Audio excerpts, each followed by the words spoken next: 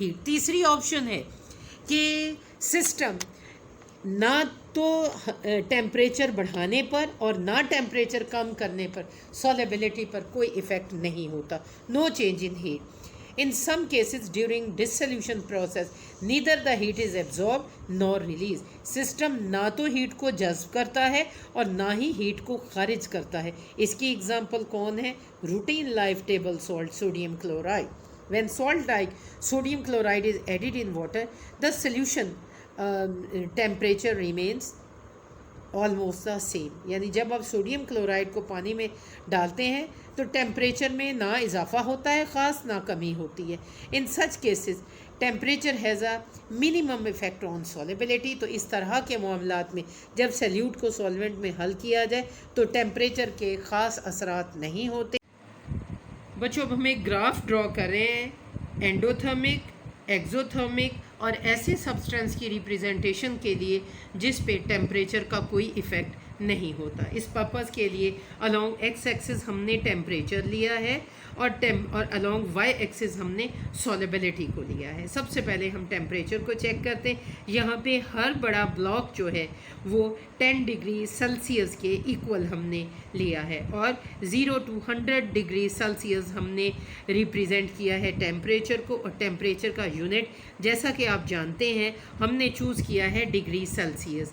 Along Y axis हमने solubility को लिया है और सॉलेबिलिटी क्या हम डिफ़ाइन कैसे करते हैं? Number of gram of a salt dissolve in 100 gram of a water, यानी सॉल्वेंट में। अब हमने इसके लिए चूज़ किए हैं endothermic substances sodium nitrate, potassium nitrate, lead nitrate and calcium chloride. अब हम देखते हैं एंडोथर्मिक वो सब्सटेंसेस हैं जिनकी सॉलेबिलिटी टेम्परेचर बढ़ाने पे बढ़ती है, जैसे सोडियम नाइट्रेट की solubility increasing with the rise of the temperature. Similarly solubility of lead nitrate is also increasing with the rise of the temperature, and solubility of potassium nitrate that is also increases with the rise of the temperature. Now we are selecting a salt whose solubility decrease with the rise of the temperature, and those salts are termed as exothermic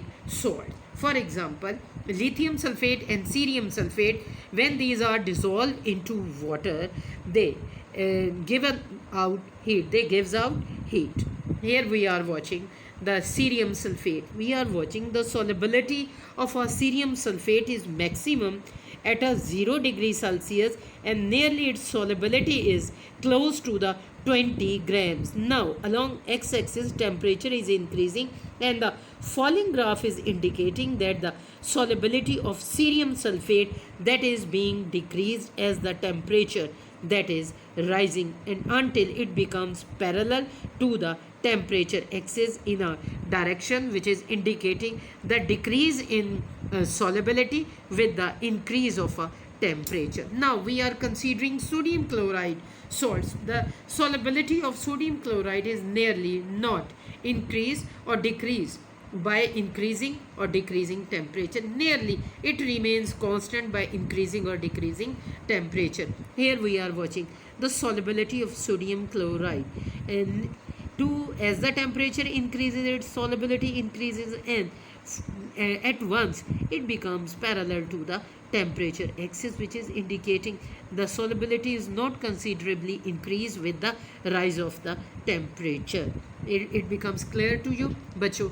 ये graphical presentation plus solubility factors affecting solubility, ये 5 marks में question आ जाता है as a extensive question. इसके अलावा endothermic, exothermic salts की presentation आ जाती है, जैसा कि शॉर्ट क्वेश्चन आ जाता है in endothermic reaction why the test tube become cooler one, और in exothermic reaction why the test tube become hotter one. तो ये शॉर्ट क्वेश्चंस भी आ सकते हैं और MCQs भी आ सकते हैं। आई होप कि बच्चों आपको समझ आएगी।